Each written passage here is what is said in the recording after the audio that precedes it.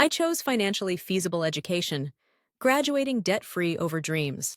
which is predominantly white institution. Well, from first through 12th, I was at a PWI school.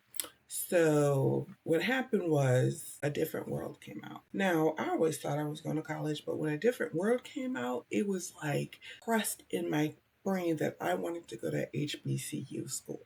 I wanted to go so bad.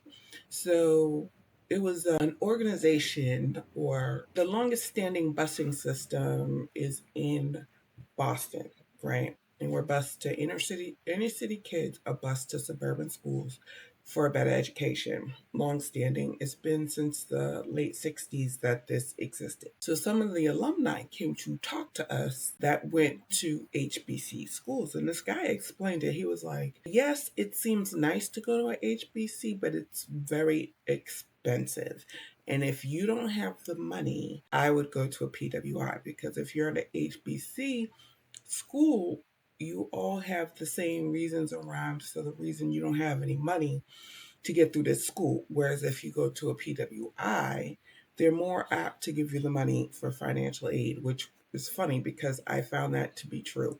When I applied to a HBCU and they sent me my financial aid package, they wanted so much money that I could not afford. I would have never made it through that school. I actually have a friend who went to a HBCU and had to leave because she couldn't afford her sophomore year. Whereas when I went to a PWI college in university, I had to pay $70 each semester for my first year. Now the second year was not the same, and the money was a little funny, but not as funny as with the HBCU. I did figure out a way to get through. So by the time I got through the university, I owed more to credit cards than I did to school loans. And the reason being is because I was broke and paid for books. And if you couldn't afford, if you had money you owed to the bursar's office, they did take credit cards.